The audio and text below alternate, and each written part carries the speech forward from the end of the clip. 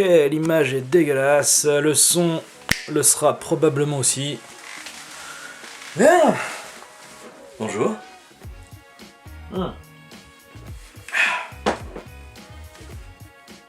Aujourd'hui, on va se retrouver pour une petite vidéo, un petit retour sur quelques films dont j'ai voulu parler et je n'ai pas eu le temps de d'écrire, donc je me suis dit, ah, ça va être plus rapide, on va sortir son vieux caméscope en 360p, quelque chose comme ça, pour en parler. Voilà, on va faire un petit mix de films. C'est parti. Le premier film, ce sera Jurassic World 2 Fallen Kingdom, réalisé par Juan Antonio Bayona, avec Chris Pratt et Bryce Dallas Howard. Le film commence quelques années après le premier épisode. L'île est laissée à l'abandon et il se trouve qu'il y a un volcan qui va rentrer en éruption sur l'Isla Nublar. Et c'est vrai que c'est un peu con parce que du coup, mettre un parc avec des dinosaures sur une île volcanique, c'est un peu débile quand même. Un milliardaire lance une expédition pour aller secourir ces animaux et il fait appel à Claire, la directrice du premier parc, et ils font aussi appel à Owen Grady pour aller récupérer la petite Blue, le vélociraptor qu'ils ont laissé dans le parc à la fin du premier épisode, tout ça. Il n'y a pas grand chose à rajouter pour le résumé, si ce n'est que, comme vous avez pu le voir dans la bande-annonce, le film se scinde en deux parties. Une première partie qui est vraiment genre le début du film, 30 premières minutes, qui se déroule sur l'île et sur le fait de récupérer les dinosaures. Et une deuxième partie qui du coup se déroule dans un énorme manoir où les dinosaures sont emmenés. Que dire de ce film? J'ai beaucoup apprécié ce Fallen Kingdom et ma foi j'étais plutôt surpris d'apprécier ce film. Les premières bandes annonces m'ont pas particulièrement enjoué. J'avais l'impression que ça allait être un monde perdu bis quoi, une sorte de remake. Mais pas du tout, puisqu'en fait la partie manoir est beaucoup plus importante que ce que je pensais. Ce que j'ai vraiment apprécié avec ce film, c'est que le réalisateur a vraiment appuyé sur le côté film d'horreur. Je comprends que beaucoup de gens aient pas aimé le film parce que effectivement c'est très, ce côté film d'horreur est très appuyé. Il y a beaucoup de références visuelles très gothiques, très genre un dinosaure qui hurle à la pleine lune. Voilà, il a vraiment fait un film de monstre quoi. Et moi j'ai vraiment apprécié ce côté-là. Je sais que pas mal de gens ont critiqué le scénario. Je trouve que c'est un peu de la mauvaise foi dans le sens où on va critiquer le fait que oui, c'est un peu nanar, série Z, mais en même temps c'est ce qu'est Jurassic Park aussi à la base. C'est-à-dire que bon, on parle quand même d'un mec qui récupère de l'ADN de dinosaures, qui la combine à de la grenouille pour recréer des dinosaures. Enfin, je veux dire, à un moment donné, c'est pas... ça pourrait être un scénario d'un mauvais film Énergie 12 quoi. Bon après c'est Spielberg donc forcément il en est tout autrement.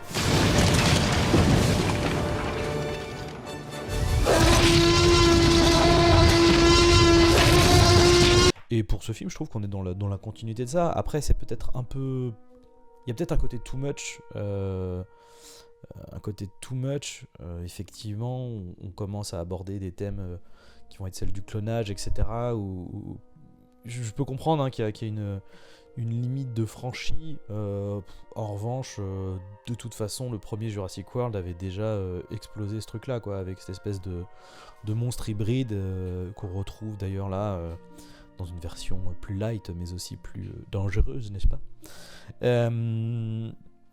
Donc bon, voilà, je veux dire, c'est Jurassic World, on n'est pas sur Jurassic Park, déjà le concept de Jurassic World c'était d'en faire un peu trop quoi. Bon bah c'est la suite directe. Ouais, d'ailleurs pour revenir Jurassic World, j'ai apprécié le film mais clairement j'ai pas aimé plus que ça. C'est un bon divertissement mais il y avait beaucoup de fautes de goût, notamment j'avais beaucoup de mal à adhérer au fait qu'on puisse dompter des vélociraptors. Alors après c'est cool hein, de voir Chris Pratt sur une moto en train d'être entouré de la meute de raptors, tout ça, mais bon voilà, quand t'arrives à la fin de Jurassic World où limite le vélociraptor regarde Chris Pratt en lui faisant une petite moue genre oh copain, bah oui je vais te protéger, je vais attaquer la grosse bébête, tout ça, on est copains. Bon, voilà, c'était un peu too much. Et ce que j'ai aimé d'ailleurs avec Fallen Kingdom, c'est qu'ils arrivent à justifier ces choses-là en fait. C'est-à-dire que tout est vraiment une question de contexte. Dans Jurassic World, c'est juste présenté, bon bah voilà, Chris Pratt dresse des raptors. Bon, alors il leur balance, il fait des petits claquements là avec son espèce d'objet là, et puis il leur donne à bouffer, et puis ça suffit à ce que ils arrivent à assimiler Chris Pratt comme étant quelqu'un qui fait partie de la meute, etc. Bon, voilà, c'est juste, on vous le présente comme ça, et c'est tout. La chose n'est pas crédibilisée, entre guillemets, elle n'est pas justifiée. Là, on voit des passages, enfin on voit des vidéos en fait de Chris Pratt qui travaille comme un éducateur d'animaux, quasiment comme un scientifique qui dresse ces raptors. Et notamment Blue, où on nous explique que voilà, c'est la dernière née des vélociraptors, qu'elle est particulière, elle a plus d'empathie, et on montre une relation jeune entre Chris Pratt et le raptor. Et voilà, il suffit pas grand chose, hein. C'est quoi, c'est deux petites vidéos, deux petits passages d'échange entre à la fois en flashback via les vidéos, à la fois en live où le Chris Pratt interagit avec le raptor. Et voilà, ça fonctionne. Après, c'est juste que voilà, on n'est pas dans Jurassic Park, donc effectivement, le raptor Blue est anthropomorphisé, je crois que c'est comme ça qu'on dit, quoi. Enfin, en gros, voilà, on lui prête quasiment alors peut-être pas anthropomorphisé, ça va un peu loin, mais en tout cas, on lui prête quasiment des traits d'animaux de compagnie, quoi. Genre, c'est un petit chien, quoi, quand on voit le... Mais bon, voilà, au moins, ça rend le truc un peu plus crédible en termes de développement.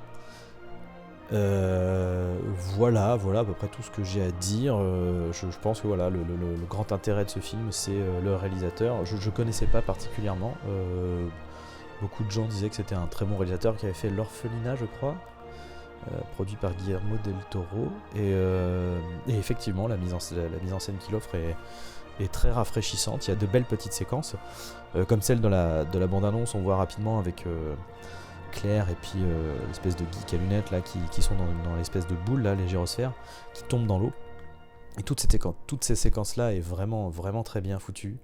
Et il y a plein d'autres séquences en termes de mise en scène qui sont dans le même délire, en plan séquence, etc. et qui sont vraiment très intelligentes et relativement innovantes dans un divertissement de ce calibre là, où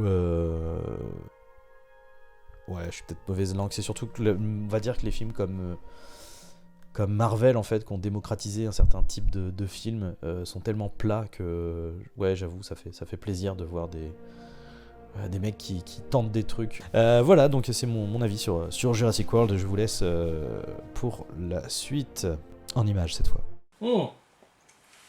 Le deuxième film, ce sera donc Hérédité ou Hereditary, dans la langue de Shakespeare, n'est-ce pas ? Réalisé par Ari Aster avec Toni Collette et, alors je vais revenir... Ah voilà, Gabriel Byrne. Putain, ils sont chiants les acteurs avec des noms de famille américains. Alex Wolff et Millie Shapiro. Putain, merde, Gabriel Byrne. Ça me fait chier, il est très bon cet acteur, Gabriel Byrne, que vous avez pu voir dans Usual Suspect, n'est-ce pas ? Dans un film que j'aime particulièrement, qui est La fin des temps avec Arnold Schwarzenegger, où il joue Satan, non pas Arnold Schwarzenegger, mais Gabriel Byrne, il joue Satan. Et c'est cool. Non, le film est pas terrible, mais c'est rigolo. Bref, pour en revenir à Hereditary, c'est un film... alors, l'histoire se déroule... On suit une petite famille américaine qui vient de perdre la grand-mère, donc la mère de la mère. Voilà, il y a toute une relation particulière entre la grand-mère, sa fille et sa petite-fille. Apparemment, c'était une grand-mère... les gens s'en battaient un peu les couilles, hein, c'est-à-dire qu'ils sont plus ou moins soulagés que cette madame soit partie, sauf la petite-fille qui était la plus proche, du coup, de cette grand-mère. Et à la suite de son décès, il va y avoir quelques petites tensions, quelques petites choses un peu bizarres, un peu chelou. Et notamment la petite fille qui va voir des choses, qui va se trouver un peu liée par cette grand-mère. Et malheureusement, je ne vais pas pouvoir en dire plus, encore une fois, car c'est un film qui très rapidement est très surprenant, et ça fait plaisir de voir encore une fois un film qui n'est pas résumé à sa bande-annonce, ce bordel de merde. C'est donc un film d'horreur, et qui a la particularité, je trouve, de ne... Comment dire, il y a une ambiance qui est extrêmement oppressante, et ce qui est extrêmement bien joué et bien fait, c'est que le surnaturel n'est pas la cause de cette ambiance oppressante. Et je trouve ça extrêmement fin. Il y a quelques passages effectivement de surnaturel, voilà. Par exemple, la mère, du coup, qui est le personnage principal quand même, fait des maquettes, etc. Et à un moment donné, elle travaille dans un grenier où elle refait des maquettes, alors soit de leur maison, soit du village, de la ville où ils sont, etc.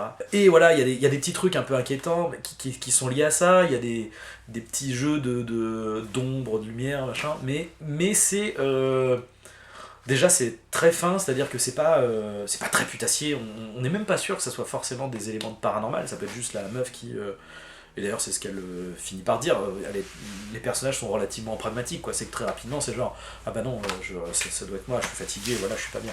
Ce film est extrêmement oppressant, d'autant plus que tout le film est très, je dirais, construit de manière un peu claustrophobique, dans le sens où tous les cadres sont extrêmement symétriques, on a l'impression que tout le monde est constamment enfermé, les personnages sont bons. Putain, on a affaire au mari le plus compréhensif du monde. Si vous voyez le film, vous comprendrez. Et il y a notamment, je trouve, la meilleure scène du film et une des scènes les plus badantes, qui ne fait pas appel du tout à du surnaturel, qui est un repas de famille, qui est le repas de famille le plus angoissant que j'ai jamais vu de ma vie. Pas repas de famille en mode repas de famille le dimanche, non, vous savez, le repas de famille quotidien. Vous voyez le jeudi soir, ou je sais pas, le mardi soir avec papa, maman, et voilà. Et cette scène est horrible. Horrible. On a affaire quand même à des personnages qui sont un peu starbés, on va pas se le cacher. Mais ça reste bien fait, ça reste bien fait. Les personnages sont attachants, vraiment. Le père, la mère, le fils, la fille. Il y a une très bonne utilisation sonore, je ne sais plus comment on appelle ça, et honte à moi. Ah putain, Alexandre.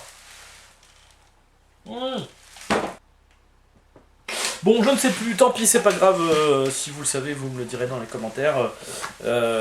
C'est un procédé qui, comment dire, c'est utiliser quelque chose très simple, un petit son par exemple, pour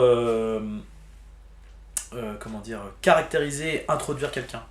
Là, on le voit dans la bande-annonce, c'est la petite fille qui fait souvent ça, qui dit un petit son comme ça, et qu'on va entendre de temps en temps dans le film, parsemé à des moments où la petite fille ne devrait pas être là, etc. Enfin bon, certaines situations qui rendent la scène bien évidemment extrêmement sympathique. Et voilà, un des autres exemples très connus dans le cinéma, bien entendu, c'est dans M le maudit, avec donc la première fois où on le voit, c'est par l'ombre, et puis c'est par le sifflement qu'il fait, et j'ai oublié cet air alors que je le faisais beaucoup.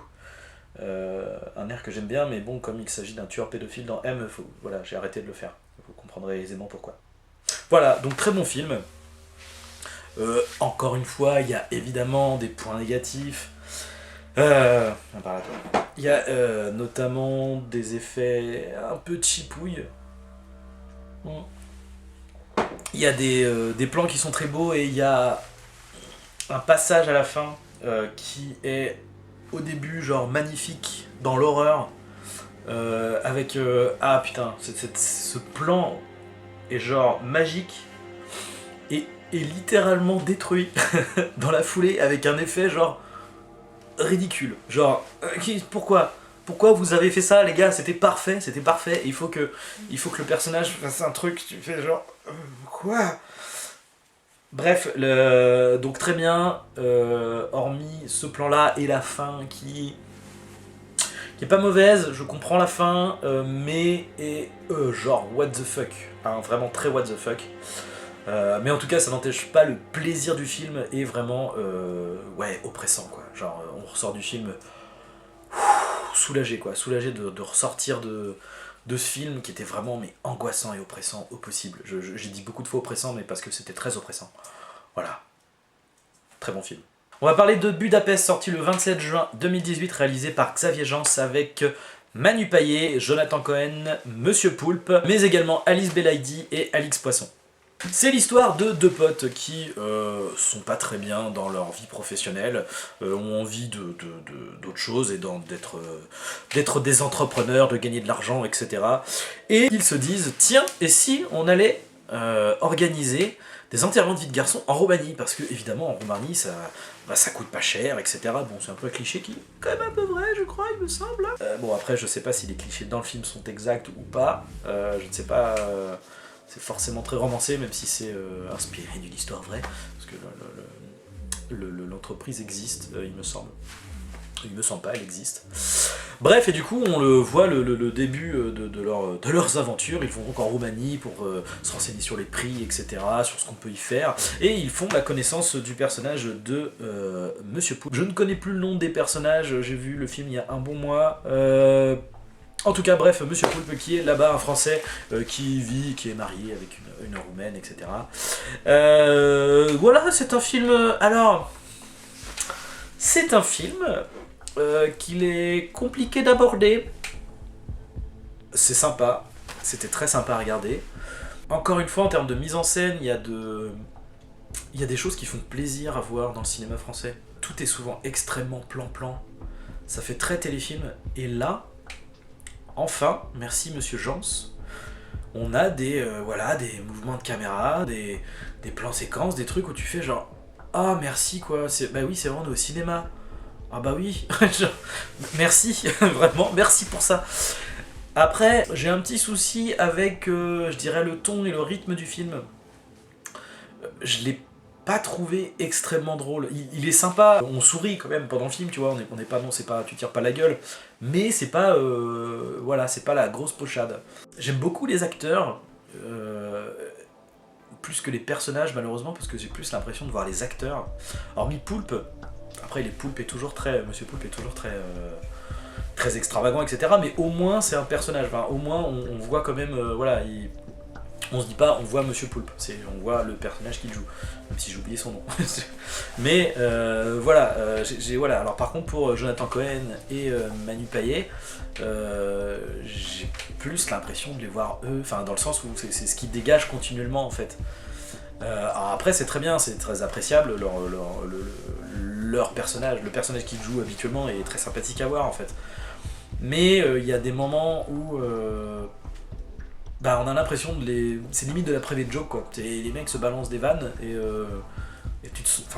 personnellement je me suis senti parfois assez extérieur au film quoi, en mode genre d'accord, est-ce qu'on peut aller autre chose du coup là, parce que c'est un peu soit gênant soit je m'en fous du coup, voilà.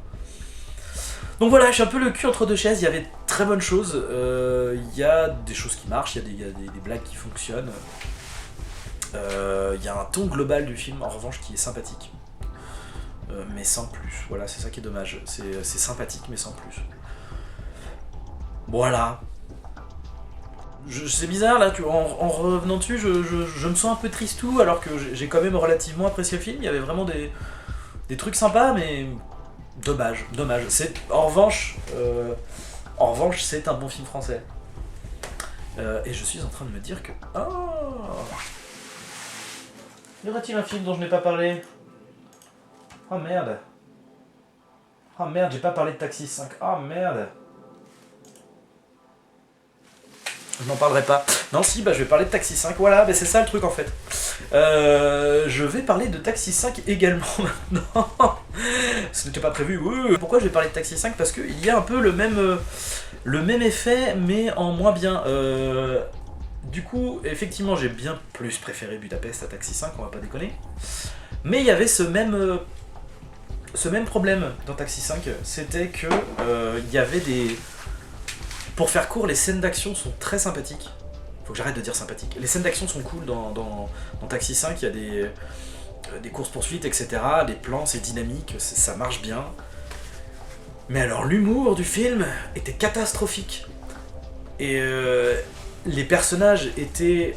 Enfin, le personnage de Franck Gastambide était plutôt attachant et intéressant. L'autre était pas terrible du tout. Et c'est hyper frustrant parce que tu te retrouves avec un film où t'as envie de dire genre ah putain c'est dommage, ça c'était vachement bien. Et ça c'était vraiment pas terrible. Alors globalement, il y avait quand même plus de pas terrible que de bien dans Taxi 5. Et là, dans Budapest, on est sur du 50-50. Là, genre, je sais pas, ça me... Voilà. Voilà, donc film moyen. Non mais ouais, en fait, j'ai envie d'aimer ce film, je crois. Mais je ne peux que constater que bah, c'est un film moyen. Voilà. Mais ça vaut quand même le détour. Voilà, ça se regarde. C'est ce qui est déjà pas mal pour du film français. Je suis méchant à dire pour du film français comme ça. Mais il y a de bons films français, hein. Mais là, j'en ai pas vu beaucoup, du coup. Les Indestructibles 2, réalisé par Brad Bird. Et là, on va parler du casting de doublage français, puisque je l'ai vu en français et pas en anglais. Parce que pour les films d'animation, en général, ça ne pose pas de problème. Tu me diras, les autres films, je les ai vus en français aussi. Mais d'habitude, je la regarde en VO, mais on s'en bat les couilles. Avec donc Gérard Lanvin, Déborah Perret et Louane... Inera je sais plus. Louane, la chanteuse, là, qui joue aussi dans la famille Bélier. Je l'ai pas vu celui-là non plus. Et Timothée Von Dorp. Oui, alors pourquoi je parle du casting français? Déjà parce que Gérard Lanvin c'est cool. Et que Louane, eh ben, ça marche bien. Et en fait, ce que je voulais dire pour les deux, en fait, pour Timothée et Louane, ce qui est super intéressant, c'est que le film, quand même, entre le premier et le deuxième film, le premier était sorti en 2004, si je ne m'abuse, donc il y a 14 ans. Donc évidemment, ils n'ont pas repris les mêmes doubleurs, puisque celle qui doublait la fille, c'était Laurie, dans le premier film. Et bah franchement, ça passe. Je pense qu'on regarde le 1 et le 2 d'affilée en VF, ça choque pas plus au niveau de la voix des gens, enfin au niveau du doublage, ça marche super bien. Et Déborah Perret, très bonne doubleuse, qu'on entend beaucoup, et qui est vraiment une excellente doubleuse. Je ne connaissais pas son prénom, mais force sa voix, je la connaissais. Et oui, notamment c'est elle qui double Kate Blanchett dans Le Seigneur Zado, voilà. Et dans vraiment plein d'autres films. Hein. Je veux dire, si vous tapez Déborah Perret et que vous voyez sa filmographie, vous faites genre ah bah oui, bah évidemment. Bien sûr qu'on l'a entendu quelque part. Donc ça prend la suite directe du premier film, ce qui est assez étrange puisque le film, il y a quand même 14 ans qui se passent les deux. Enfin, dans la réalité, je veux dire, mais dans le film, ça se passe. Le 1 et le 2 sont comme ça. C'est à côté. Bref, donc du coup, les super-héros sont toujours interdits. Et bien évidemment, à la fin du 1, il y avait l'homme taupe là, je sais plus quand, le démolisseur, voilà, c'est ça, c'était le démolisseur qui venait pour faire des trucs de méchants, quoi. Et donc du coup, la famille allait l'arrêter. Et bien évidemment, il l'arrête en détruisant des trucs, etc. Donc forcément, on dit genre, ah mais les super-héros, t'es pas bien, patati patata. Comme dans le premier, quoi. Enfin, comme dans le premier. Ce qu'on nous expliquait dans le premier, disons que les gens sont toujours dans cette dynamique-là. Une énième fois, on essaye de leur retrouver une nouvelle vie, sauf que l'État ne croit plus aux super-héros, etc. Ils annulent le projet de réhabilitation des super-héros, et la famille super des Indestructibles se retrouve dans un hôtel miteux, etc. Mais un mystérieux... comment on appelle ça Ah, je trouve plus le mot. Bon, bref, il y a un mec qui aime bien les super-héros et qui est assez puissant, qui est voilà, un grand entrepreneur de multimédia, je crois. Et qui, du coup, fait appel à la famille Indestructible et à Frozone pour tenter de réhabiliter les super-héros aux yeux du public et de l'État. Voilà donc pour le scénario de ce Indestructible 2. Que dire de ce film? Eh bien, techniquement irréprochable. L'action, la musique, l'animation, j'ai envie de dire Pixar comme d'habitude, hein, c'est toujours nickel quoi. Et ça l'aide de plus en plus, c'est de plus en plus beau. Vraiment, c'est ouf. La texture, de la fluidité de l'action, etc. C'est toujours impeccable. Alors, en revanche, il y a un seul bémol dont je me suis pas rendu compte tout de suite d'ailleurs, c'est quelqu'un qui m'en a parlé. Et après l'avoir vu, je me suis dit merde, c'est vrai. C'est vrai. C'est-à-dire que en fait le scénario du 2 c'est le 1 quoi. En plus ou moins inversé quoi. C'est-à-dire que dans le 1 c'était le père qui allait partir pour faire un boulot et laisser sa famille du coup avec la mère qui s'occupe des enfants. Et qui va du coup être mis en contact avec un riche entrepreneur, secret, une assistante, et finalement le riche entrepreneur est un méchant, et l'assistante va finalement l'aider, etc. Et là c'est la même chose, mais en inversé. Donc en fait c'est la mère qui va faire un boulot, etc. pour réhabiliter les super-héros, et le père qui va rester à la maison pour... Ah putain mais je suis cramé en fait, bon, c'est pas grave. Qui va rester à la maison. Et le père, lui, va rester à la maison pour s'occuper des enfants, etc. Et évidemment, cliché sur « Ah, mais les papas, tout ça, voilà, c'est pas... c'est compliqué d'être papa !» Oui, c'est compliqué. Bon, après, c'est rigolo, parce que c'est un personnage, Monsieur Indestructible, qui est assez, quand même... qui a un ego tout aussi disproportionné que son tour d'épaule. Donc c'est dommage. Après... c'est dans la forme, effectivement c'est dans la forme globale du scénario. Pareil pour le méchant, c'est pas exactement la même chose, c'est pareil, il y a un truc qui switch, qui est un peu inversé. Donc oui, effectivement la forme globale c'est le scénario du 1, mais en même temps, les scènes d'action, etc., là par contre on n'est pas sur du plagiat, je veux dire, on n'est pas sur du Star Wars qui va te reprendre vraiment, Star Wars 7 pardon, qui va te reprendre vraiment et la scène de bataille de l'étoile noire, et le combat contre les sabres, et le machin, et quand ils vont dans le... Non, là par contre en termes de situation, etc., non, on a des scènes qui sont pas du tout les mêmes, ne serait-ce que parce que les pouvoirs de...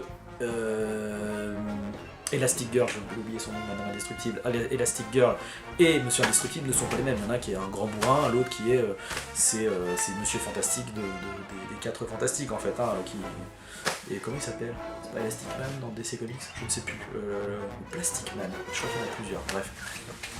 C'est voilà, elle peut s'étirer, machin, et du coup effectivement ça donne lieu à des scènes vraiment très ludiques quoi, à ce niveau-là, qui utilise son super pouvoir vraiment de manière... je sais pas, complète quoi. Alors après il y a un peu un côté couteau suisse quoi, elle peut tout faire. Mais bon après voilà, c'est son pouvoir qui est comme ça et c'est bien utilisé. Il y a aussi une différence quand même de ton et d'ambiance dans le sens où le premier Indestructible est plus un remake pardon. C'est une parodie de film d'espionnage, c'est une parodie de James Bond par exemple. On a le côté genre sur une île déserte, un méchant qui a un quartier secret, qui fait des plans secrets, machin, pour diriger le monde, pour X raison, machin, avec un gros robot, bon voilà, ça fait très James Bond, ça fait très vieux film d'espionnage, etc. Et la musique d'ailleurs fait très film d'espionnage dans le premier. Dans le deuxième, là, à l'époque où on est aujourd'hui, en ce moment, c'est beaucoup plus du coup une parodie de film de super-héros. Donc là où il y avait plus dans le 1 le côté genre, comment on appelle ça, infiltration, là ça va être un peu plus rentre dedans entre guillemets quoi, ça va vraiment être plus genre il y a un méchant, on va aller le chercher, il y a un méchant qui fait tel truc, qui déroute un train par exemple, et du coup bah on va l'empêcher on va sauver le train, voilà.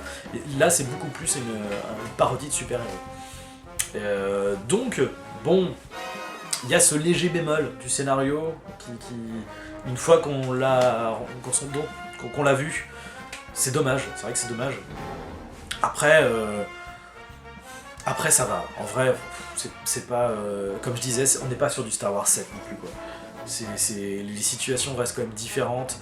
Pareil, il y a aussi autre chose qui diffère avec le 1, pour en revenir là-dessus, c'est que le côté des super-héros qui sont interdits, là où dans le 1 c'était plus une toile de fond, c'était plus un background, là ça va être le thème du film quoi, là c'est un enjeu, voilà c'est ça, c'est le fait que les super-héros sont interdits, ça devient un enjeu. Et le film, lui, est extrêmement drôle grâce à Jack qui est du coup complètement exploité, puisque dans le 1 on apprenait qu'il avait des pouvoirs, et là on voit bien évidemment tout l'étendue de ses pouvoirs et le potentiel comique qu'il y a derrière tout ça, qui est d'avoir un bébé aussi surpuissant. Et petit big up aussi au personnage de... Comment elle s'appelle ? La créatrice de mode, Edna je crois, Edna qui est du coup doublée par Amanda Lear, qui est juste génial. J'adore ce personnage, déjà dans le 1 j'adorais, et là c'est encore mieux, enfin cette espèce de mini, comment on appelle ça, de mini Karl Lagerfeld féminin avec coupe au bol, et c'est génial, enfin ce personnage est génial, vraiment. Voilà, bon bref, c'est un très bon film, que dire, il faut, voilà, c'est sympathique, c'est un bon Disney, très bon, non, très bon film, c'est peut-être un peu gros, c'est un bon film, c'est un bon film d'animation pour petits et grands, comme dirait l'autre, voilà. American Nightmare 4 aux origines, ou dans son titre original. Alors je suis désolé, j'ai un truc qui me gratte, c'est insupportable. Ouais. American Nightmare 4 aux origines ou dans son titre original The Purge, The First Purge. Réalisé par Gerard McCurry. Bon, je vais les faire là parce que j'arrive pas à les lire. Ilan Noel, Lex Scott Davis et Joy Van Wade. Sorti le 4 juillet 2018. C'est donc l'histoire de la première purge. Vous savez, cette fameuse journée aux États-Unis dans un univers futuriste. Je crois qu'on est en 2025, je crois, c'est genre futur proche, un truc comme ça. Enfin, on est dans un futur proche, peut-être pas 2025, peut-être 2050. Enfin voilà, on n'est pas en 3000 quelque chose quoi. C'est genre, on n'est pas loin. On n'est pas loin. Bref. Vous savez, ce fameux jour où aux États-Unis le crime devient légal, on peut tout faire. On peut sortir dans la rue, casser des trucs, buter des gens, le total. Tu fais ce que tu veux, il n'y a plus de flics, la loi voilà, ce que tu as fait ce jour-là ne comptera pas dans ton petit casier judiciaire. Et évidemment, si vous avez vu les premiers épisodes, le 1, le 2 et le 3, alors le 1 c'était donc un huis clos, le 2 et le 3 étaient un peu plus proches d'un film d'action. Un peu à la, comment ça s'appelle, New York 97 bien entendu, comment je vais faire oublier le grand New York 97. Voilà le côté un peu la vie en perdition, avec un personnage principal un peu sombre qui va aider des gens, bon voilà. Et il y avait un soupçon je dirais, de critique sociale dans le film, dans les autres films, enfin qu'on va retrouver là d'ailleurs. Hein. Bref, là il va s'agir de la première purge et on va suivre deux personnages, un frère et sa sœur qui vivent dans les quartiers, qui sont des personnages noirs américains. La sœur qui est donc sortie avec qui est l'ex-petite amie d'un grand gangster du quartier.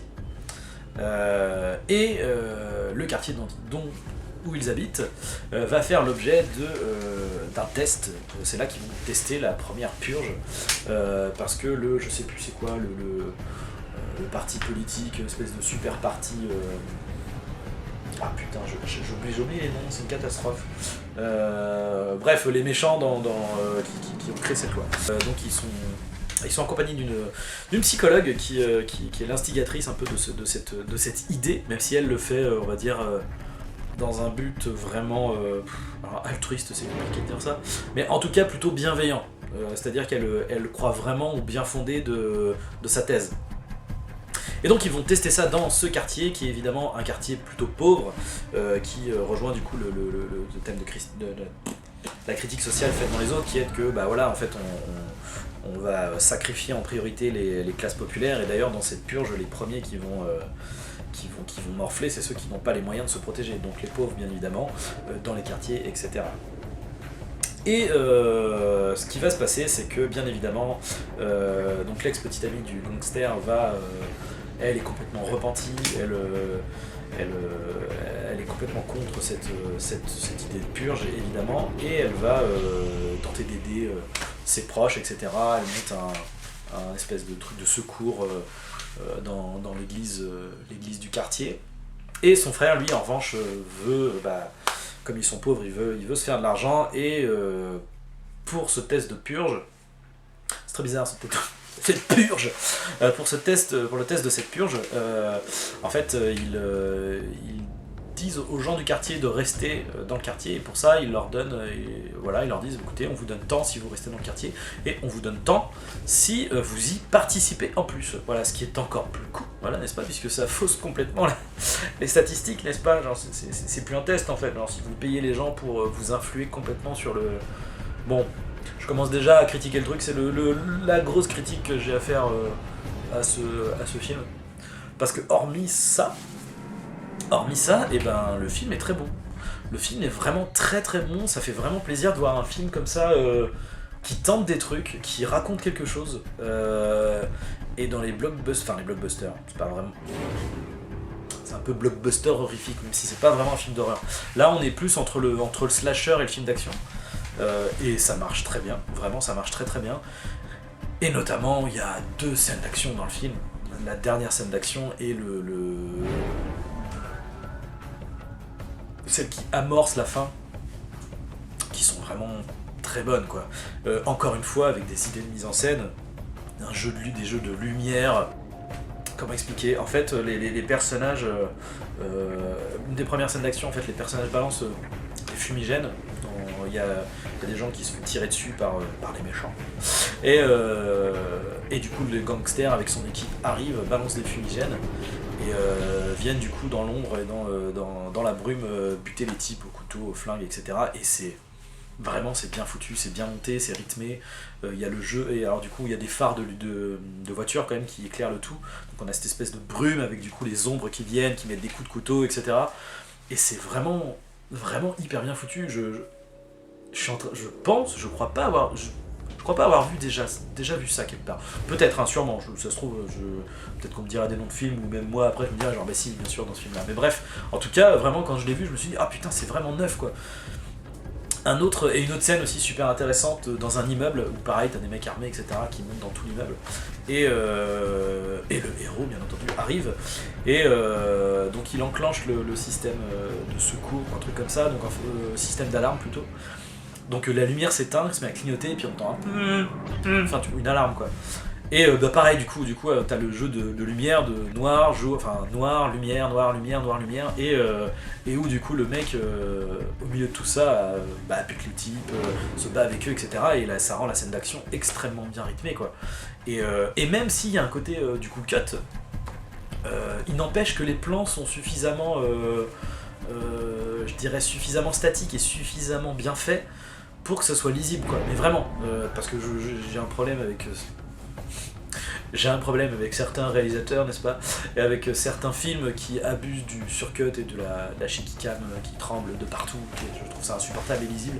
Et là, malgré le fait que ça cut, voire ça surcut, puisque là on a carrément du cut de lumière, entre guillemets, avec le noir, lumière, et en plus avec du montage rythmé, quoi. Mais le tout reste lisible et franchement bien foutu. Les personnages sont plutôt attachants. Évidemment très caricaturaux pour certains, mais globalement je les trouve vraiment très attachants. Je trouve que dans le film il y a un côté, je dirais même qu'il fait mieux ce que Black Panther a voulu faire, dans le sens, Black Panther c'est voulu, un peu comme Wonder Woman, c'est voulu un grand film féministe, etc. Black Panther c'est voulu un grand divertissement avec enfin des personnages nord-américains principaux, etc. Et bah là c'est exactement ça, mais ils s'en sont pas vantés plus que ça.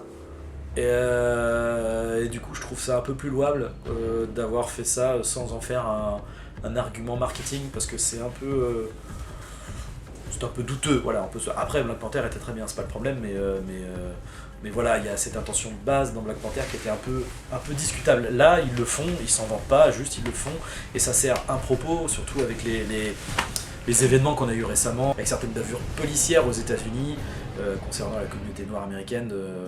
Voilà, donc là on tombe complètement là-dedans. Là, on est complètement sur ce propos-là. C'est ce que le film raconte et dénonce. Et en même temps, les personnages, voilà, par exemple, le personnage principal, c'est quand même un gangster, quoi, et qu'on te présente pas du tout comme un saint. Le type bute des types froids.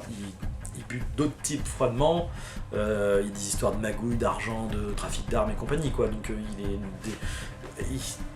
pour ça c'est bien fait. Certes c'est un héros qui après voilà est traité comme un héros, qui va aller aider sa copine, etc.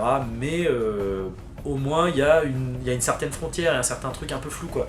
Et qui est assez intéressant dans le sens où voilà, tout le but c'est de genre non, on va pas participer à la purge, ouais, sauf qu'à un moment donné il y participe, quoi. C'est-à-dire que le premier mort qu'il fait, c'est pas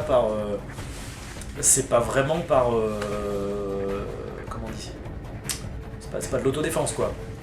Hein, bref, donc franchement c'est très intéressant comme film, et pourtant vraiment inattendu, parce que bon, American Nightmare 4, déjà un film comme ça qui arrive sur une franchise à 4 épisodes pour un film d'horreur, un film d'horreur qui est vendu comme un film d'horreur, encore une fois, je comprends pas.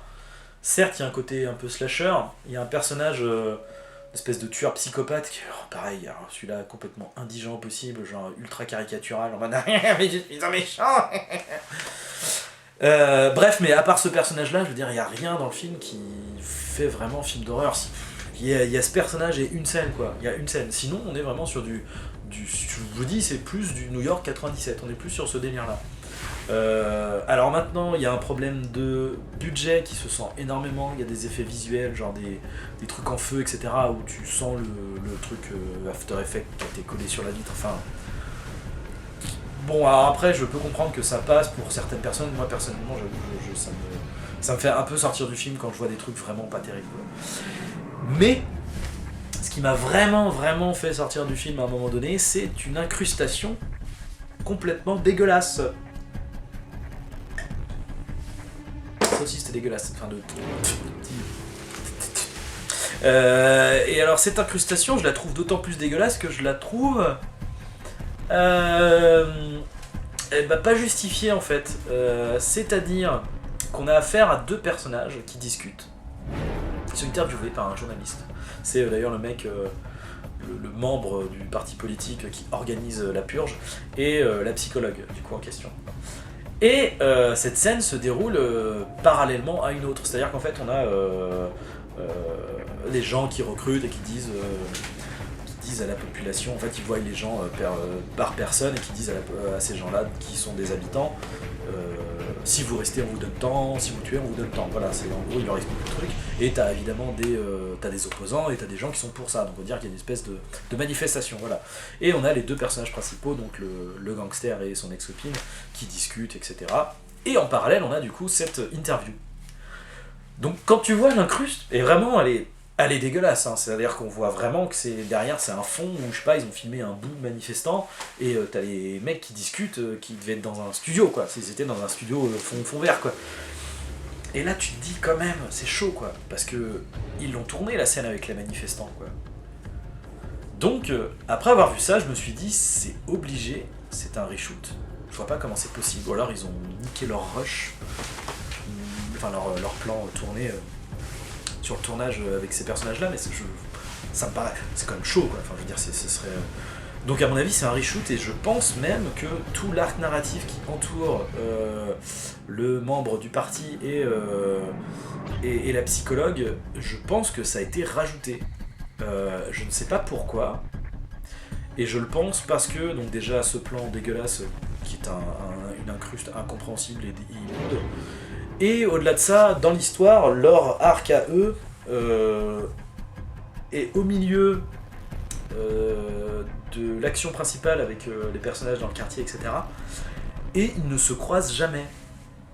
C'est-à-dire que soit c'est fait pour expliquer des trucs de la purge, ou des trucs à côté, faire des liens avec les autres épisodes vaguement, mais c'est tout en fait. Et du coup, t'en as envie de se dire, bah en fait, on aurait supprimé ça, ça aurait été tout aussi bien, on se serait concentré sur ce qui aurait été principal et intéressant, c'est-à-dire nos personnages principaux, tout simplement, parce que les autres, on s'en bat les couilles. Surtout qu'en plus, c'est des personnages un peu détestables, à la rigueur, ça c'est voulu, c'est pas un problème, hein, mais bon, du coup, c'était un peu dispensable, quoi. Pour le coup, j'aurais préféré plus de développement des personnages principaux, qui sont un peu développés, je veux pas dire que c'est pas développé, mais en tout cas, plus de développement, ça aurait pas été plus mal. Au contraire, ça aurait donné plus d'empathie pour les personnages, ça aurait pu aussi, je sais pas, en profiter pour faire plus de scènes d'action ou de trucs comme ça. Enfin, voilà, je trouve qu'il y a de la perte de temps à faire ce second arc qui ne sert à rien. Vraiment, je trouve qu'il ne sert à pas grand-chose. Bref, sinon, à part ça, très bon film. Et là, je veux dire très bon film parce que y a un fond, il y a du sens, et la forme est en adéquation avec tout ça. Voilà, y a certes des maladresses, hein, du coup, des défauts, mais globalement, non, c'est un bon film, c'est un très bon film. Alors là, on va parler d'un petit bijou, n'est-ce pas? On va parler de Skyscraper, réalisé par, alors je vais encore regarder parce que je ne connais pas son nom, ce monsieur, Rawson Marshall Serber, avec Dwayne Johnson et Neve Campbell et, ah oui, comment il s'appelle, Chin Han, que vous avez notamment pu voir dans The Dark Knight. Je dis ça parce que j'aime bien cet acteur. Il a joué pas mal dans des séries aussi, je crois. Et bref, j'aime bien sa tête, il est cool. Et Dwayne Johnson, j'aime beaucoup Dwayne Johnson. Et j'aime beaucoup Neve Campbell. Ça fait plaisir de revoir Neve Campbell. Dis donc, depuis Scream, qu'est-ce qui se passe alors? De l'eau a coulé sous les ponts, tout ça, mais qu'est-ce que tu deviens? Et bah elle est devenue la copine de Dwayne Johnson. Bref, donc Skyscraper.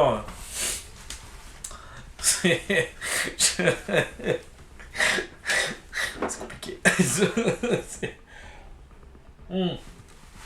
Skyscraper, soyons sérieux. C'est donc Dwayne Johnson. Encore une fois, les noms de personnages. Mais après, c'est aussi parce qu'ils sont. C'est pas marquant, quoi. Je suis désolé. Hein. Bref, Dwayne Johnson est un membre des forces spéciales. Et il lui arrive un accident. Il perd sa jambe et est soigné par Neve Campbell, qui est une médecin militaire. Et bref, du coup, elle soigne Dwayne Johnson, tout ça, ils finissent par tomber amoureux, ont des enfants. Et du coup, Dwayne Johnson s'est reconverti, donc du coup maintenant a une famille avec cette femme-là, et s'est reconverti dans... alors comment ça s'appelle ? Je crois que c'est une société de sécurité et d'assurance, et du coup il est chargé par un ami qui l'a pistonné, qui faisait partie de son équipe. Et qu'il du coup le charge de tester la sécurité du plus gros bâtiment du monde qui est à Hong Kong, je crois, du coup qui a été créé par le personnage de Chin Han, et qui est The Pearl. Voilà, c'est ça, c'est là le grand bâtiment avec une énorme boule. The Pearl. une boule. Putain, mais c'est vrai qu'elle est. Oh putain. Non mais voilà, tu vois, rien que de penser à des trucs, ça me fait rire. Donc la tour s'appelle The Pearl. Une tour de, je crois, 340 étages ou un truc comme ça. Je sais plus combien de kilomètres de haut. The Pearl. Bref. Et il se trouve que voilà, des méchants terroristes vont venir pour extorquer des choses au personnage de Chin Han. Faut que je retienne son nom, pourtant c'est pas très compliqué. Mais je connais plus sa tête que son nom. Chin Han. Malheureusement, du coup, la famille de Dwayne Johnson va se retrouver au milieu de tout ça. Donc les terroristes vont faire cramer la tour et vont, avec un système de ventilation, vont faire propulser le feu vers le haut pour Tonight, tout ça. Et du coup, Dwayne Johnson, lui, va devoir sauver sa famille avec une jambe de bois. C'est génial. Évidemment, il va monter des grues, il va faire des choses... il va faire des choses extraordinaires. Bon, comment dire ? C'est un film très drôle. Moi, j'adore. Franchement, je l'ai vu 2 fois. J'ai adoré ces 2 fois. J'en suis encore mort de rire rien qu'à penser aux éléments du scénario qui sont vraiment ouf, quoi. Après, c'est un truc que... La question que je me pose... est-ce que les gens qui ont fait ce film ont conscience de ça ? Parce qu'autour dans Rampage, il y avait des éléments qui montraient que le film était fun et était voulu comme fun, quoi. Quand Al Gore qui fait des fucks, comme ça, tu fais bon, oui, d'accord, c'est pas sérieux votre truc, c'est très bien. Avec merde, comment il s'appelle, Jeffrey Dean Morgan qui cabotine comme jamais, mais qui est cool, hein, qui est cool à cabotiner comme ça. Donc voilà, il y a ces éléments là qui font dire genre oui d'accord, ok, on est sur du fun, on est sur du pas sérieux. Je vais peut-être baisser un peu. Est-ce que c'est mieux ? Ce sera un peu mieux, je pense. Mais là, le problème, c'est que globalement, tout le monde se prend quand même vachement au sérieux, quoi. Le terroriste, même le gentil, tu vois, genre c'est... Et le truc, c'est constamment, les personnages font des trucs complètement dingues ou vraiment complètement cons. Putain, Enfin là, pour le coup, ouais, là, on a affaire à des personnages très très cons. Le méchant qui va récupérer... Enfin, un des méchants qui va essayer de récupérer la famille, tu vois, pour faire chanter Dwayne Johnson. Et le truc, c'est qu'à ce moment-là, dans l'histoire, la famille sait pas ce qui se passe, en fait. Donc le type peut arriver et dire genre « Ah bah, venez, on vient vous aider, la tour est en feu, venez, montez avec moi, quoi. » Non, le mec, il arrive avec son flingue, genre « Je vous ai trouvé, je suis méchant !» Et là, tu fais genre « What ?» Mais c'est complètement con. Et c'est d'autant plus con que l'instant d'après, t'as d'autres mecs, donc d'autres méchants, d'autres hommes de main, quoi, qui viennent pour aller chercher, pareil, la famille, et qui, là, ils vont en mode genre « Non, mais on vient vous aider, tu vois. » Ouais, c'est trop tard, parce que l'autre, il a grillé le truc, quoi, donc c'est niqué. Et du coup, tu fais genre « Mais c'est complètement... C'est con, évidemment. » Et alors après, avec ce que fait Dwayne Johnson, bon... Il y a un côté, de toute façon, too much assumé, c'est sûr, hein, on est sur du gros blockbuster, voilà.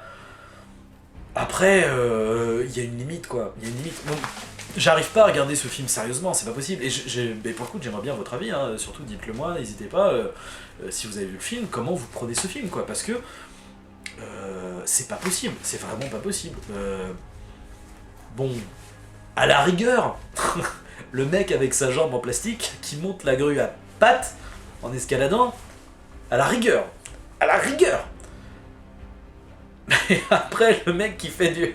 Oh putain. Qui escalade avec du Chatterton et une corde sur les bords du... Oh putain. De l'immeuble. Qui est lisse, tu sais. C'est un peu comme dans Mission Impossible, mais dans Mission Impossible, il y a un postulat de base qui est déjà... un peu surréaliste, mais et encore même pas surréaliste, parce que là c'est juste qu'on te présente des gadgets, tu vois, c'est-à-dire qu'on voit Tom Cruise avec on voit Tom Cruise avec cette espèce de truc qui voilà, magnétique, qui colle au truc, donc tu te dis ok d'accord, genre après il joue sur le fait que bah ça marche pas, il y a la tempête de sable machin, mais là le mec il est avec du Chatterton quoi, il s'est mis du scotch autour des mains, puis il fait... Puis il a sa corde qu'il attache, il fait du rappel, sa corde qui doit faire, alors je sais pas par quel miracle, elle fait je sais pas combien de mètres ou de kilomètres. Enfin et le pire c'est que avant de faire ça, le mec se dit genre putain c'est complètement con quoi. Mais oui c'est complètement con, mais c'est pas parce que tu dis que c'est con que c'est moins con, tu vois. C'est con, c'est juste con. Mais c'est drôle après, c'est super drôle. Mais voilà, c'est inoffensif comme film, c'est sûr que c'est inoffensif. Après c'est pas un grand divertissement, c'est pas un grand... Si, c'est un bon divertissement, mais c'est pas un grand film, c'est ça que je veux dire. Je veux dire, on est sur du Piège de cristal en moins bien, quoi, mais vraiment, c'est un sous-Piège de cristal. Et ça me fait chier, parce que j'aime bien Dwayne Johnson, j'aime bien cet acteur. Je trouve qu'il dégage un truc sympa. Mais il fait toujours des films...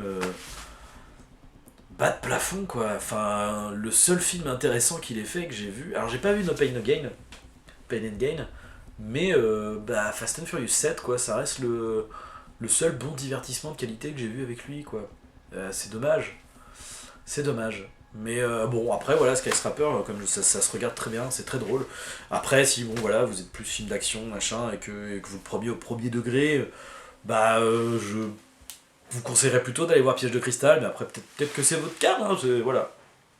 Ouais, à voir. C'est un film très fun, mais pas ouf.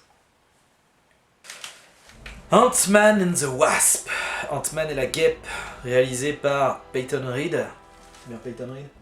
Ouais, c'est Peyton Reed. Avec Paul Rudd, avec Evangeline Lilly, Michael Douglas, Lawrence Fishburne et... comment elle s'appelle ? Anna John Kamen, voilà. Et Michelle Pfeiffer aussi qui fait plus ou moins parler d'apparition. C'est pas non plus, elle a un rôle, mais elle n'est pas très longtemps dans le film quoi. Alors, Ant-Man and the Wasp. Comment dire ? Eh ben c'est pas compliqué. Le premier Ant-Man, je l'ai trouvé sympathique. Il y avait des idées vraiment cool. Je dis beaucoup de fois sympa, sympathique, mais je sais parce que je suis un mec cool, je suis un mec in. Et Ant-Man, le premier, c'est ça, c'est un peu cool, tu vois. Il y a des petites vannes, en même temps on est chez Marvel, mais voilà, il y avait un vrai potentiel d'humour dans Ant-Man. Il y avait des petits trucs de mise en scène qui étaient cool au niveau de l'action, tout simplement parce que, et même dans le scénario, parce que derrière il y avait un mec qui s'appelait Edgar Wright, à la base, qui devait réaliser le film et qui a fait quand même une bonne grosse partie de la prépa du film, on va pas se le cacher. Edgar Wright, si vous ne le connaissez pas, c'est tout simplement Shaun of the Dead, Hot Fuzz, Le Dernier Peuple avant la fin du monde, Scott fucking Pilgrim et Baby Driver, que je n'ai pas encore vu et qu'il faut que j'aille voir incessamment sous peu, que je me le procure. Bref, voilà, il y avait un mec qui savait filmer, qui savait faire de l'humour de qualité, de la mise en scène de qualité. Et du coup, dans Ant-Man, ça se ressent, c'est-à-dire qu'il y a vraiment des trucs vraiment cool, quoi, vraiment cool à regarder, où tu te dis genre, ah c'est frais, c'est... Après, il y avait l'emballage Marvel tout autour, le scénario Marvel de base, avec genre, ah, on prend le gentil, on le décale, et ça fait le méchant, et puis après ils se battent, et puis ils font des blagues, et puis... Voilà, mais il y avait des trucs qui étaient intéressants derrière. Là... Ant-Man and the Wasp, c'est Ant-Man sans Edgar Wright. Alors Peyton Reed, je ne sais pas ce qu'il a fait, on va regarder ça tout de suite. Qu'est-ce que tu as fait, petit Peyton ? Alors, dis-moi, dis-nous tout. Dis-nous tout. Alors, Peyton Reed. Alors, Peyton Reed, qu'est-ce que t'as fait dans ta vie? Ant-Man, Yes Man, des épisodes de New Girl. J'aime bien New Girl, mais putain, d'accord. Yes Man, c'est cool, mais ouais, non, oui, bon, t'as fait des trucs, bah, on va dire fade, quoi. Ouais, ouais, donc c'est un mec fade. Ouais, puis il a fait 3 épisodes de New Girl, c'est pas non plus. Oui, d'accord. Bon, c'est un mec fade qui a réalisé des épisodes de sitcom. Et Yes Man avec Jim Carrey. Bon, sachant que Yes Man avec Jim Carrey, c'est surtout parce qu'il y a Jim Carrey en fait. Hein, c'est pas tant parce que le réal a une qualité intrinsèque particulière. Alors Ant-Man, c'est Ant-Man and the Wasp, c'est pas bon. Enfin, c'est chiant, bordel de merde. Oh, c'est fou. Je me suis rarement fait autant chier.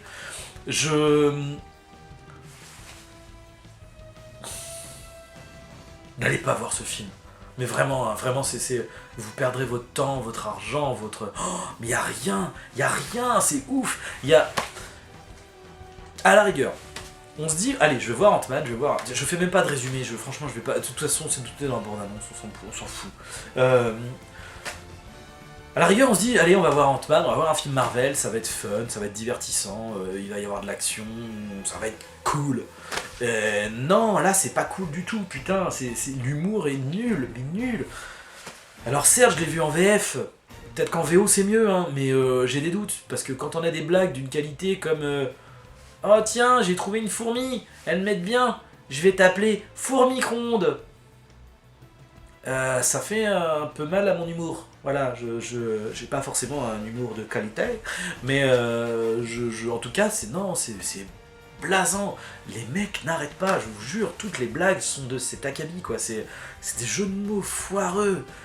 Il y en a même une blague alors que je ne comprends pas, effectivement, peut-être qu'en VO elle a du sens, peut-être que c'est une autre blague en VO, où à un moment donné, il appelle une de ses fourmis Antonio Banderas parce que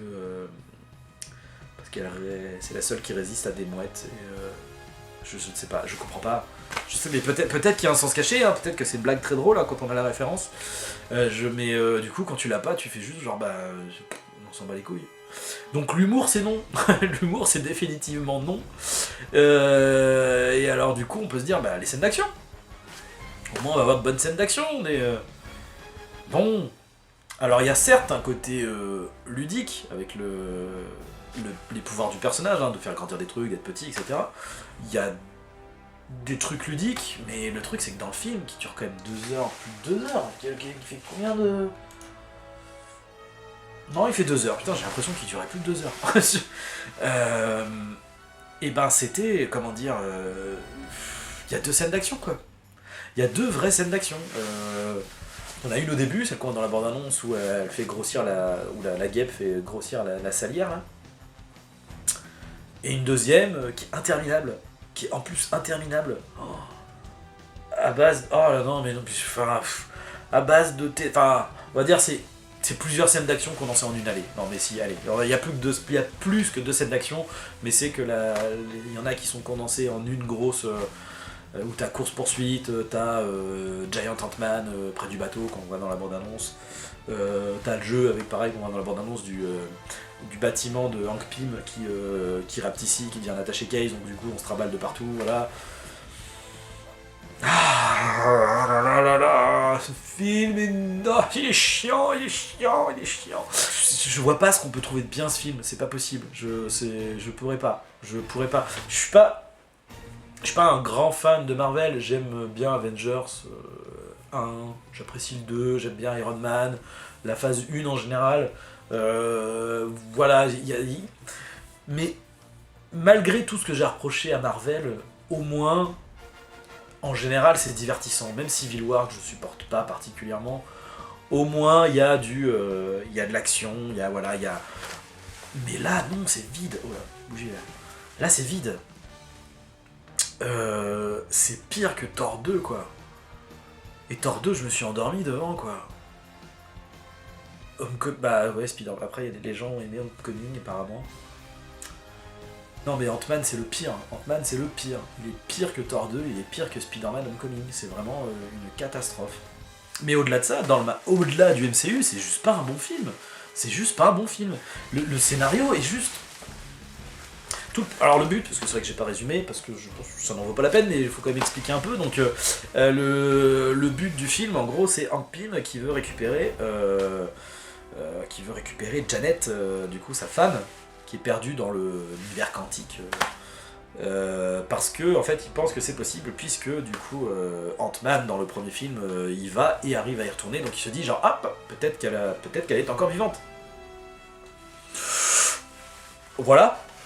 Et du coup il crée une machine. Il crée une machine pour pouvoir aller dans l'univers quantique et y revenir sereinement. Et voilà, tout est basé là-dessus, c'est le scénario du film. Et Ant-Man n'est là que parce que... aucune idée. Ant-Man, alors il est assigné à résidence parce que, à cause de Civil... Non, mais en plus ça n'a pas de sens, c'est fou, ça n'a pas de sens. À cause de Civil War, du coup, il a fait un marché, et donc il est assigné à résidence, etc. Il arrive à ses 3 derniers jours d'assignation à résidence.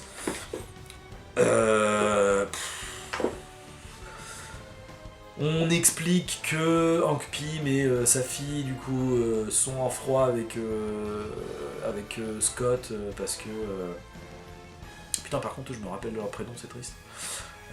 Parce que à cause de Civil War, voilà, il a utilisé le costume sans leur en parler, il a fait ça sans leur en parler, et donc du coup ils sont pas contents. Et Hank Pym et sa fille sont recherchés par le FBI pour une raison mais débile, mais putain. Parce que comme il a utilisé le costume et que c'est eux qui ont créé le costume, et bah c'est qu'ils sont complices. Évidemment. Et alors que eux sont en froid parce qu'ils sont... parce qu'il leur a pas dit, parce qu'il est parti tous... Putain, c'est débile. C'est débile.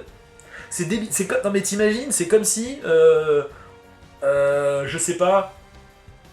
comme si un terroriste prenait une arme d'un mec, l'allait l'utiliser, et on allait emprisonner le type parce que quand même t'as inventé l'arme. Ouais. Bah du coup, y a beaucoup de gouvernements qu'il faudrait emprisonner quand même, non? Et ou qu'il faudrait faire arrêter parce que d'assaut, tout ça, on en parle. Mais c'est débile, c'est complètement con. Je suis désolé. Enfin, truc consenti d'incrédulité, genre là non quoi. Enfin, il y a un moment donné, c'est juste, faut arrêter quoi. Genre si vous avez pas d'idée, ne faites pas d'histoire, faites pas de film, c'est pas grave. On vous en voudra pas de pas faire de film. Parce que là, leur truc, c'est du remplissage. Ça raconte rien. Que ce soit un épisode filler, pourquoi pas? Enfin, je veux dire, dans une série, il y a des très bons épisodes filler. Mais là, ça raconte rien. Je veux dire, là, on est sur de l'épisode filler Naruto, quoi. Vous savez, l'épisode Naruto où il va chercher une mouche qui peut récupérer la première odeur, et que du coup, comme ça, ils peuvent l'utiliser pour pister et retrouver Sasuke. Et puis que Naruto, il pète. Et que du coup, non mais voilà, on est sur ce degré d'épisode filler à la con, quoi. Là, et Ant-Man il est là, mais pour rien quoi. C'est-à-dire qu'il rappelle en disant genre ah en fait j'ai fait un rêve, peut-être que votre femme, je l'ai vue quand j'étais dans l'univers quantique, tout ça. Voilà, et du coup il va être avec eux, mais il va rien faire quoi. C'est juste qu'il va être là parce qu'il est là quoi, parce que le film s'appelle Ant-Man and the Wasp et qu'il faut mettre Ant-Man quoi. Le film aurait très bien pu s'appeler Hank Pym et the Wasp, parce que c'est ça le film en fait. Et pourquoi pas à la rigueur, parce qu'en plus c'est leur enjeu, du coup c'est leur mère, c'est sa femme. Ant-Man on s'en bat les couilles, je veux dire, et même lui il s'en bat les couilles. C'est quoi cette histoire? Enfin bon, non. C'était horrible. Ce film était... En fait ce qui me tue, c'est que ça marche. Et que ça a coûté putain de la thune quoi.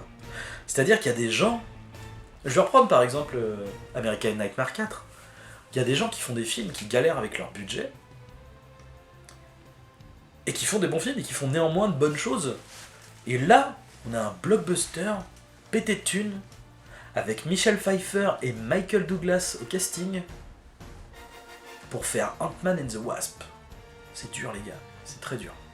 Et pourtant j'aime beaucoup Evangeline Lilly aussi, mais elle est pas mauvaise en soi, hein, c'est pas elle le problème, hein, mais comme Paul Rudd, c'est pas particulièrement lui le problème. Mais je sais pas, faut couper les mains du scénariste quoi. Et puis le réel, après le réel est pas... La réel est pas mauvaise, elle est juste quelconque quoi, fade, il y a aucune audace, il y a rien du tout quoi. Alors on pourrait me dire genre oui bah c'est pas le but.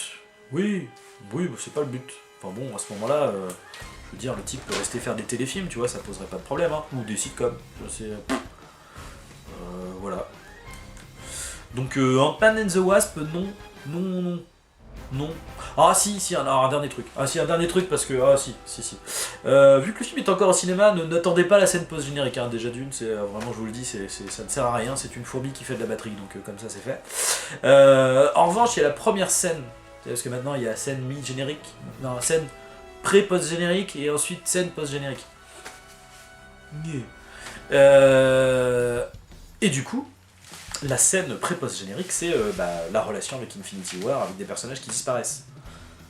Et quand tu te dis ça, tu te dis, mais les gars, quitte à faire un film qui se passe avant Infinity War, pourquoi pas utiliser ça pour en faire un enjeu ou un twist dans le scénario, quoi. Pour qu'il y ait un truc à un moment donné, je sais pas, une scène d'action, de tension, de puis pouf, les gens commencent à disparaître. Ça aurait pu être intéressant, non ?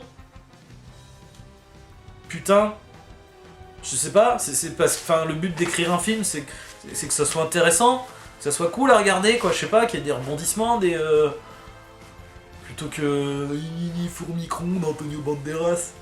LOL, mort de rire. C'est très mauvais, n'allez pas voir cette merde.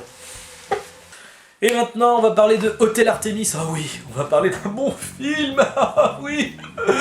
Hôtel Artemis, sorti le 25 juillet 2018, réalisé par Drew Pearce, avec Jodie Foster, Dave Bautista, c'est Bautista, c'est comme ça qu'on dit. Hein. Ouais.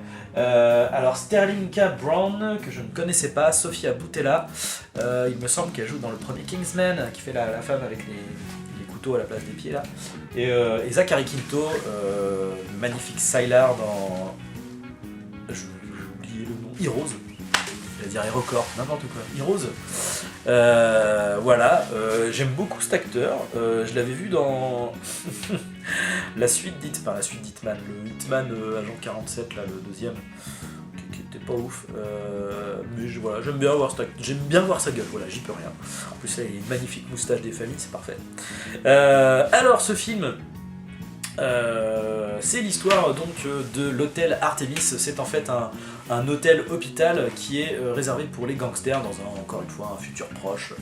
Dans le monde où il vit, donc aux États-Unis, enfin je veux dire, vous m'avez compris quoi, dans l'univers du film, il y a, alors si je ne me trompe pas, c'est un riche entrepreneur qui a privatisé l'eau. Bon alors ça me fait poser une question, c'est que genre parce que l'eau est pas déjà privatisée en fait, genre même en France, hein, je veux dire on la paye l'eau il me semble. Mais bon, ils ont privatisé l'eau, peut-être qu'ils ont augmenté les prix, je sais pas, j'ai pas compris. Bref, mais en tout cas voilà, ils ont donc du coup il y a des émeutes partout, c'est le bordel, et on va suivre un personnage, donc alors je sais plus, ah oui on n'a pas leur nom et prénom, oui c'est ça, parce que quand ils arrivent dans l'hôtel ils ont un mot de code en fait qui est un nom de ville. Et c'est le nom de leur chambre, etc. Donc du coup c'est Waikiki et Honolulu, donc ils sont deux frères, et qui sont du coup dans cet hôtel parce qu'ils ont raté un casse, et Jodie Foster est donc l'infirmière en chef et la dirigeante des lieux, et voilà, il y a tout un type de règles à suivre, donc il n'y a pas le droit de tuer un autre patient, il n'y a pas le droit d'attaquer un autre patient, de rentrer avec des armes, etc. Et voilà, on se trouve dans cet univers... alors comment dire, c'est assez particulier. En fait, on est dans un truc un peu futuriste, parce qu'au niveau de la technologie, etc., du truc de chirurgie, t'as des machines, t'as une imprimante 3D qui crée des organes, c'est magnifique. Mais c'est trop ouf, je trouve ça génial comme concept. Bref, il y a plein de trucs comme ça, assez cool, de SF. Et en même temps, le style est très... ça fait vieil hôtel américain des années 50. Il y a un côté Bioshock, si vous avez joué au jeu, au niveau du design, en plus propre, parce que Bioshock c'est en mode délabré et tout, mais voilà, un petit côté comme ça. Et bref, du coup, dans l'histoire, il se trouve que Jodie Foster va avoir affaire à un code rouge, c'est-à-dire qu'il y a un homme qui va arriver blessé, donc il faut payer un pass pour avoir accès à cet hôpital, et du coup il y a quelqu'un qui va venir et qui se trouve être le grand patron, le big boss de la ville. C'est un gros caïd, etc. Et c'est en plus le propriétaire de l'hôtel, c'est-à-dire qu'il a un arrangement avec elle, il lui a dit écoute, tu vas faire ça, tu vas aider les criminels et les gangsters qui vont payer un abonnement, etc. Et en échange, tu fais ça pour moi, et en échange, t'as les pleins pouvoirs du lieu, c'est toi qui fais les règles, etc. Voilà quoi. Et en parallèle, il y a aussi une flic, du coup, qui connaît du coup le Jodie Foster, j'ai encore oublié son nom, c'est une catastrophe. Et voilà, enfin, évidemment c'est contre le règlement de l'emmener, de la soigner, etc. Mais comme elle connaît ce personnage, c'est en relation avec sa famille, etc. Elle va donc la sauver, et donc après toute une série de choses. Il y a aussi un personnage d'une tueuse à gages qui vient pour tuer quelqu'un au sein de l'immeuble, etc. Donc ça va foutre le bordel partout. Voilà, c'est très brouillon comme je viens de l'expliquer, je m'en rends bien compte. En revanche, le film est très bon, vraiment très bon. Encore une fois, un film, on sent, qui veut dire quelque chose, qui a des plans, qui a de très beaux plans, des plans très réfléchis. Les personnages sont attachants, les personnages sont très, très attachants, surtout Jodie Foster et Dave Bautista qui joue comment on peut dire, c'est le second quoi, c'est l'assistant de Jodie Foster. Everest, c'est ça, j'ai oublié. Everest, c'est trop bien. Genre, est-ce que vous savez pourquoi il s'appelle Everest? Tu vois Dave Bautista qui arrive là. Oui, je sais pourquoi il s'appelle Everest, oui, je comprends bien. Et bref, non, ce film est vraiment très bon, très bien écrit. La relation entre les personnages est vraiment cool. Et après, en fait, la mise en scène est comment dire, elle est élégante, ouais, cherchez le mot, elle est élégante. C'est-à-dire que c'est toujours des plans très posés, avec une construction de cadre particulière qui donne une ambiance mais vraiment super belle au film. Après, il y a quelques petites fautes de goût, notamment Zachary Quinto, et oui, j'aime beaucoup cet acteur, mais là non, quoi. Avec sa moustache, son espèce de tatouage, ouais, là, ah putain, non, quoi. Là, c'était chelou. Au niveau des acteurs, Sofia Boutella, c'était ça, hein. Ouais, j'ai peur d'écorcher les noms à chaque fois. Sofia Boutella, un peu de mal, je sais pas si c'est son personnage ou si c'est elle. En tout cas, j'ai du mal avec elle. Je la trouve un peu trop fausse, quoi. Enfin, je trouve pas qu'elle joue très bien, simplement. Je sais pas, après c'était en VF, voilà, techniquement j'imagine qu'elle parle anglais, etc. Peut-être ça donne autre chose, hein, très possible, hein. Mais dans son jeu, non, j'y arrive pas. En revanche, Jodie Foster, incroyable. Vraiment, son personnage est excellent. Bref, je suis en train de m'éparpiller pour ce film. Je suis en train de m'éparpiller parce qu'il y a plein de choses à dire. La lumière, le travail de la lumière et du décor est vraiment belle, vraiment bien foutu. Comme je vous ai dit, le côté Bioshock, années 50, c'est vraiment super cool. C'est vraiment très très esthétique. Les scènes d'action sont simples. En fait, c'est pas un gros film d'action, c'est plus un film de suspense, je dirais. C'est plus un film de suspense. Il y a quelques scènes d'action, mais au final, il y en a deux en fait. Mais ce que j'ai vraiment apprécié dans le film, en fait, c'est que à la fin, un personnage dit quelque chose sur. Bon, je ne vais pas rentrer dans les détails de tout, évidemment, encore une fois. En gros, ils vont sortir du bâtiment, et on sait que Jodie Foster, ça fait longtemps qu'elle n'en est pas sortie. Je crois que ça fait 22 ans qu'elle est dans cet hôpital, hôtel Artemis, et on sait qu'elle n'y est pas sortie depuis très longtemps. Donc il y a une première fois où elle va sortir pour aller sauver la flic qu'elle connaît, et du coup cette deuxième fois. Et à ce moment-là, t'as le personnage principal, du coup, Waikiki, qui lui dit le plus dur, c'est pas d'y rentrer, c'est de ressortir. Et en fait, on comprend que forcément, on se dit c'est un gangster, il a fait de la prison, ça fait allusion à ça, quoi. Et là, on se dit ah mais oui, mais en fait, oui, pour elle, c'était une prison. Et ensuite, Jodie Foster va dire à Waikiki, va lui dire en fait la même chose, va lui redire ça. Et là du coup on se dit bah oui, mais enfin là du coup il était pas en prison, il était...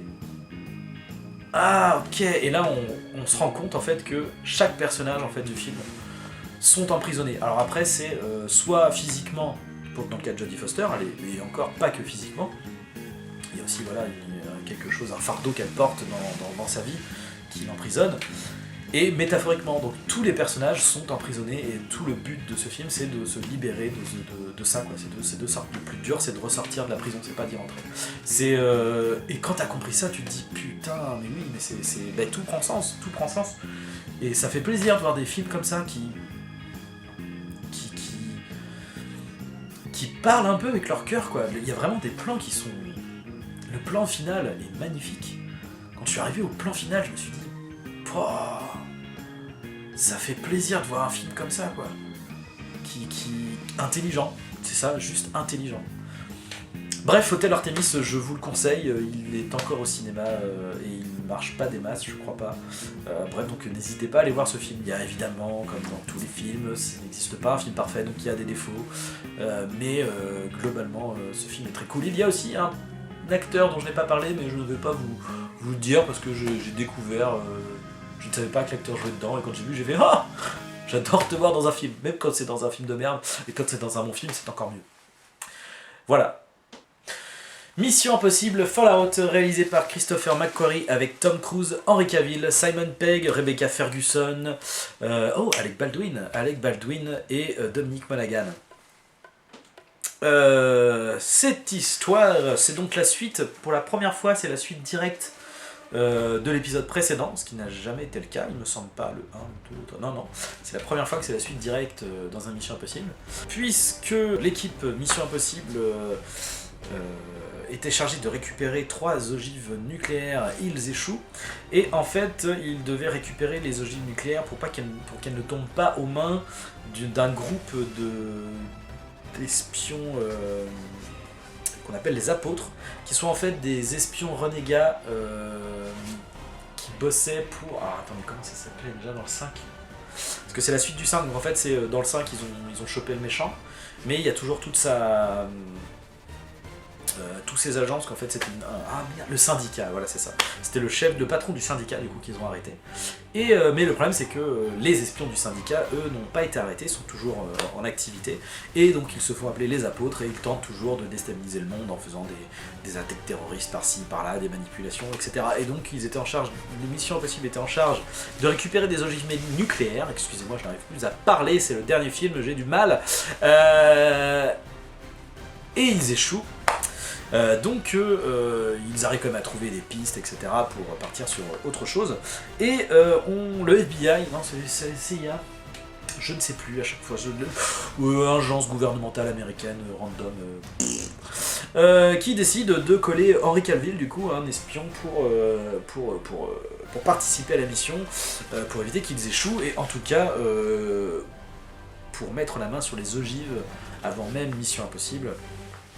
Parce que c'est qui le patron? C'est l'oncle Sam. Il va être question de libérer le patron du syndicat qu'ils ont donc arrêté dans l'épisode précédent.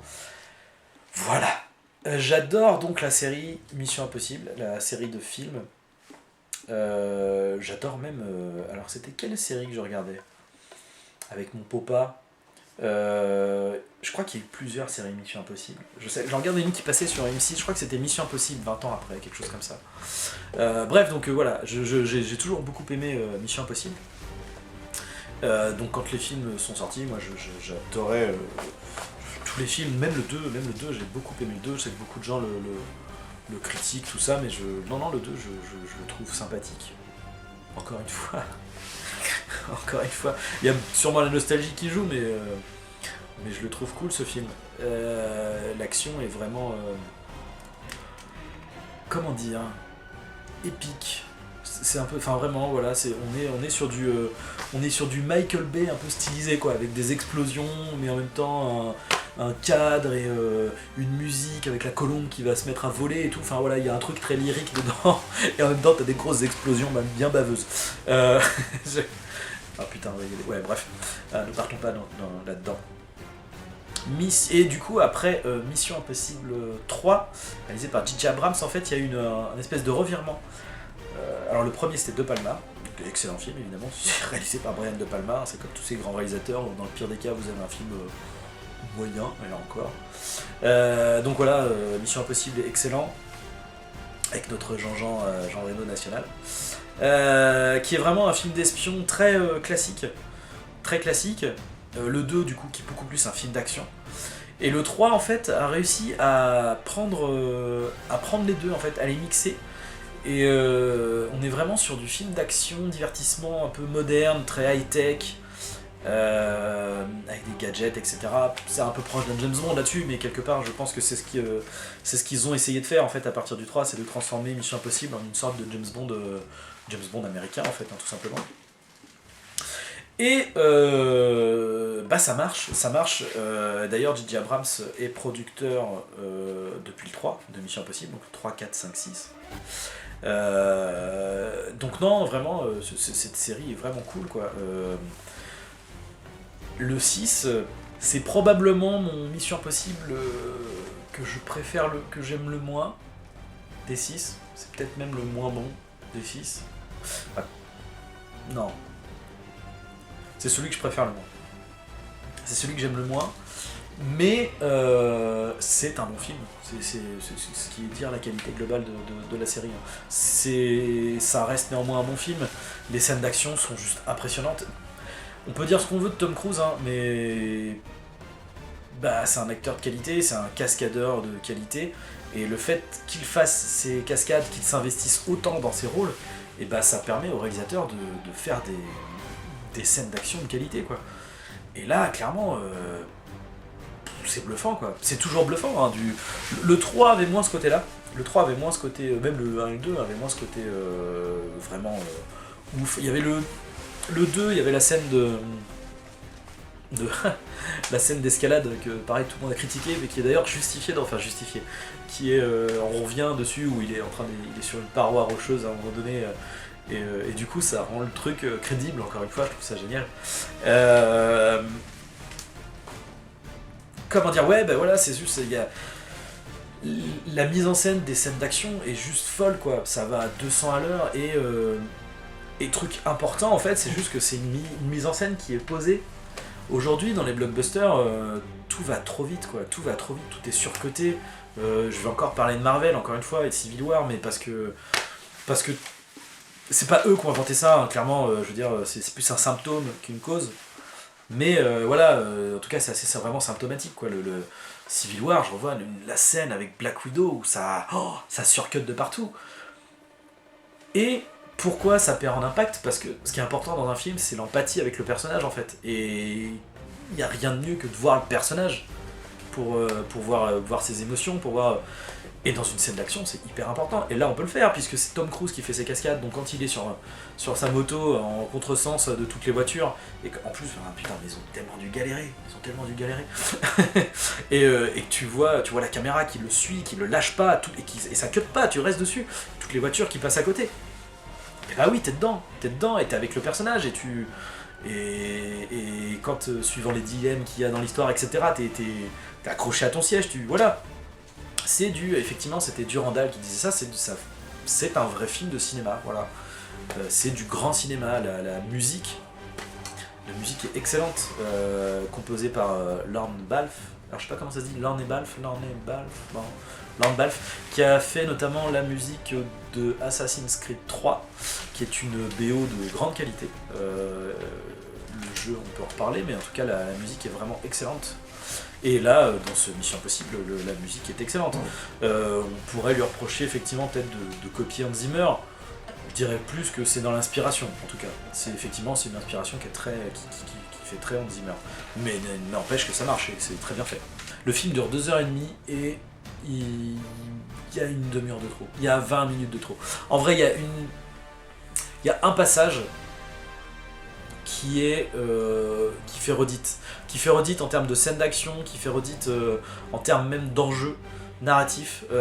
Tout aurait pu être compilé à un moment donné et je ne sais pas pourquoi ils ont décidé d'aller autre part pour dénouer un truc. J'ai pas bien compris pourquoi. Bon, voilà. Autre truc qui m'a un peu gêné, c'était l'utilisation du personnage de Dominique Monaghan, qui était en fait la femme de Ethan Hunt dans l'épisode 3, et de Tom Cruise, et qui du coup on apprend au fil des épisodes... Alors dans le 4 on en reparle, on sait qu'ils sont toujours ensemble, mais qu'il y a une histoire, voilà, vu le métier qu'il a, forcément ils sont un peu cachés quoi. Et dans le 5, on n'en parle plus. On n'en parle plus, et c'est le personnage de Rebecca Ferguson qui dragouille beaucoup Ethan Hunt, et on sent qu'il y a un truc entre eux, quoi. Et c'est dans celui-là, en fait, où on apprend qu'il n'est plus marié, du coup. Mais ça sort un peu de nulle part, en fait. Quelque part, ça aurait pu être à la James Bond, en mode genre, bon, bah, on s'en fout, quoi. Genre, dans James Bond, très souvent, il finit avec une femme. Le film d'après, on n'en parle plus, il est avec elle, et puis il se tape une autre gonzesse. Bon, c'est très machiste, tout ce que vous voulez, ça c'est pas le problème, c'est pas le propos. Il n'empêche que là, on aurait pu faire plus ou moins la même chose, parce que son personnage sert pas à grand chose. Je pense que ça a été fait pour rajouter artificiellement de l'attention en fait et de l'enjeu, quoi, en mode genre avec ce qui va se passer, il peut en plus perdre la femme qu'il est, deux femmes qu'il aime, la femme dont l'ex-mari, enfin bon. C'était pas nécessaire, c'était vraiment pas nécessaire. C'est un peu dans le montage, en plus ça rajoute des trucs, bon voilà, c'est pas intéressant. Enfin, je trouve que c'est pas intéressant. Et en plus, surtout, la fin est... Oh là là, est niaise. C'est dommage. C'est dommage parce que tout le film est vraiment bon. Et je pense que c'est la fin qui m'a fait... qui me fait dire que le film est trop long peut-être, et que... et c'est ce qui fait, je pense, que je trouve le film... le moins bon des 6 en fait, je trouve que c'est le moins bon des 6, parce que en termes de film, d'action, voilà, concrètement il est un peu identique au 5, mais je trouve le 5 plus maîtrisé. En revanche, ce film là, Fallout, est très généreux en termes de film d'action, de mise en scène.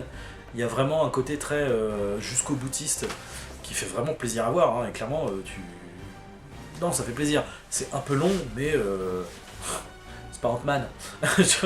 je préfère avoir un film de 2h30 avec une longueur de 20 minutes qu'un film de 2 heures ultra chiant avec une longueur de 2 heures, quoi. Voilà. Bref, ce film est excellent. Allez le voir si vous êtes, voilà, si vous aimez les films d'action, etc. Que dire à part que vous en aurez pour votre argent, et que c'est un bon film, voilà.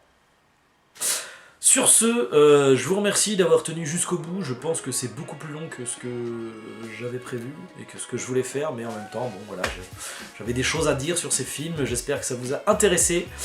N'hésitez pas à commenter, donner vos avis sur les films, ou sur si vous avez des choses à redire sur ce que j'ai dit, voilà, n'hésitez pas.